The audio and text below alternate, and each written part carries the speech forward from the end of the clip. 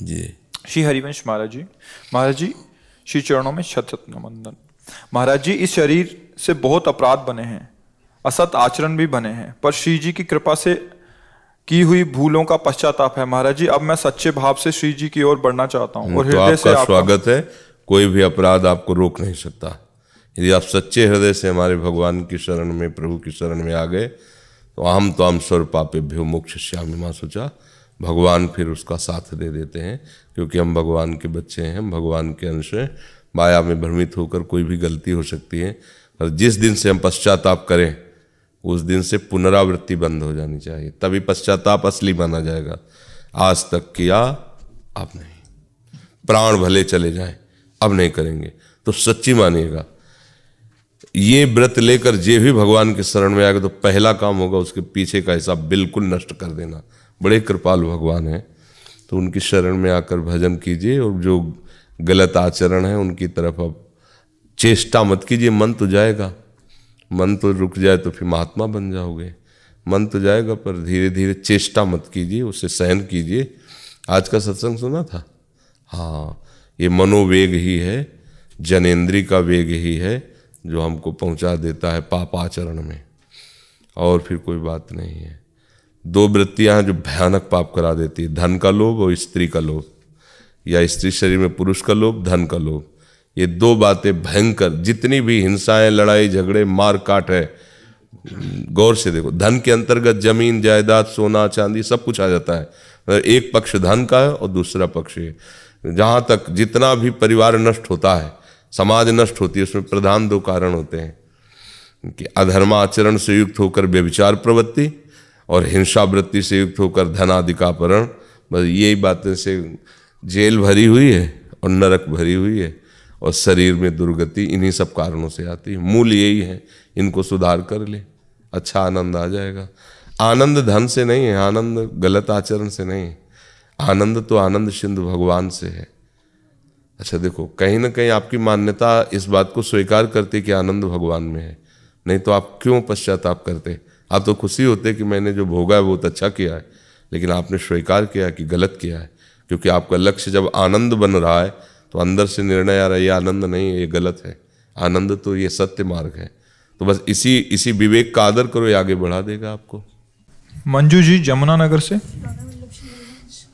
राधा वल्लभ श्री हरिवंश। गुरुदेव भगवान, आपके चरणों में अनंत कोटि प्रणाम। गुरुदेव, आपकी कृपा से घर पर श्री जी की अष्टयाम सेवा विराजमान है। इस शरीर के पति का देहांत वर्षों पहले हो चुका है। मेरा प्रश्न ये है कि क्या मैं अपनी अशुद्ध अवस्था के दिनों में श्री जी की सेवा कर सकती हूँ? दो बातों में हम इस बात की अनुमति देते हैं, एक तो विरक्त और दूसरा ब्रह्मचर्य। जो वैराग्यवान है और ब्रह्मचारी है, गृह त्यागी है, वो फिर ऐसी अवस्था में भी, मासिक धर्म की अवस्था में भी, बकाया, अन्यथा शास्त्र सिद्धांत नहीं है।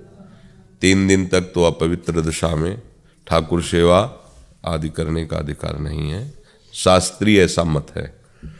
अब जैसे जो बाल ब्रह्मचारिणी बच्चियां हैं, विरक्त हैं और भगवत मार्ग में लगे, उनके लिए कोई नियम नहीं, इन सब बातों का अस्तित्व ही नहीं। रोज वही अष्टयाम दिनचर्या जो सब अपनी दिनचर्या में है, पर आपने गृहस्थी भोगा है, शरीर उस भोग के मार्ग में गया है, तो फिर अब उस धर्म का पालन करना चाहिए। गृहस्थ धर्म में अपवित्र दशा में कम से कम 3 दिन तक भगवत सेवा आदि की प्रगट में, अंदर से वाणी गायन करो, अंदर से नाम जप करो, प्रगट में ना करे, ऐसा शास्त्रीय सिद्धांत है जी। शिवांगी जी और देवेशी शर्मा। जी, आप दोनों का एक जैसा प्रश्न है महाराज श्री। आपने राधा वल्लभ श्री हरिवंश जपने को दिया है मुझे महाराज जी। आपकी कृपा से जप कर रहे हैं, परंतु फिर भी मेरा मन संसार की ओर आकर्षित हो जाता है। कृपया मार्गदर्शन करें। अरे बच्चा, तुम तो अभी बच्चा हो, बड़े बड़े महात्माओं का आकर्षित हो जाता है, तुम तो अभी बच्चा हो, नाम जप करती रहो। पर ये अच्छी बात है कि तुम इसी अवस्था में अपने मन को पकड़ रही हो, मन को देख रही हो कि हमारा मन संसार की तरफ जा रहा है, तो तुम्हारे ऊपर विशेष कृपा है। वो मन घसीटता रहे पर तुम मत जाना। मन के घसीटने से कुछ नहीं हो पाएगा। जब तुम उसका साथ दे दोगी तो फिर गलत हो जाएगा।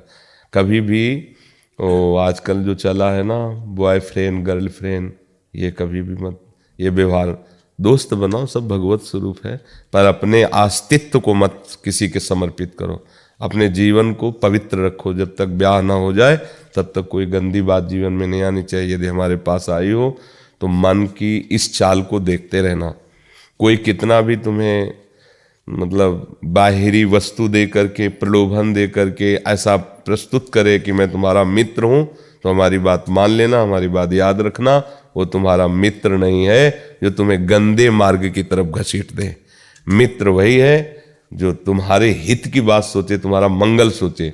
और ऐसे मित्र मिलना बड़ा कठिन है, बहुत कठिन है। छोटे छोटे बच्चियों में ऐसे दोष आते चले जा रहे हैं जो अपना हित अहित नहीं जानते और जीवन बर्बाद कर लेते हैं।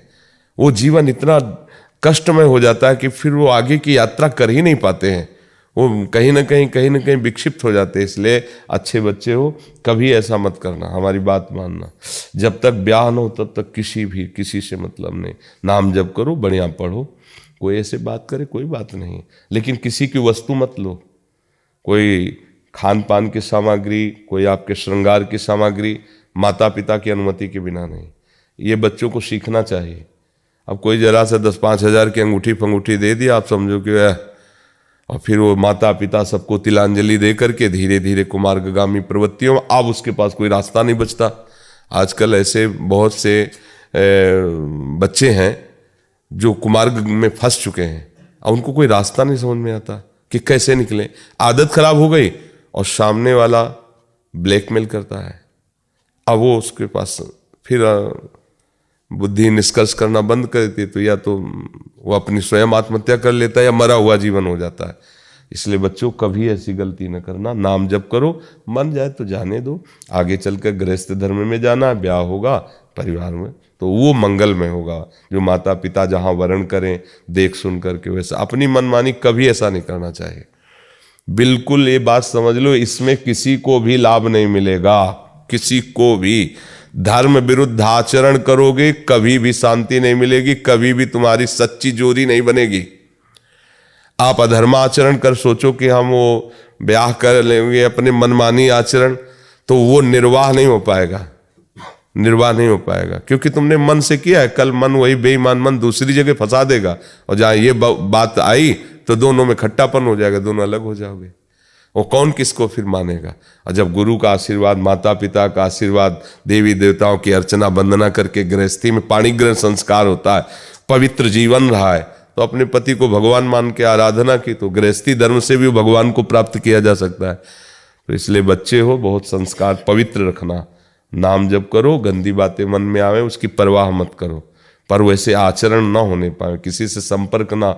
अच्छा, ये केवल यहीं तक सीमित नहीं है, हमारी जान पे भी पड़ जाएगी। आजकल के मतलब स्वार्थी लोग ऐसे हैं कि उनसे मित्रता करो तो मित्रता के बहाने हमारा शोषण करके हमारी हत्या भी कर देंगे। वो हमें कहाँ किस कोर्ट में पहुंचा दें कुछ पता नहीं। इसीलिए ये तो पक्का अपने माता पिता के अनुशासन में रहना चाहिए बच्चों को।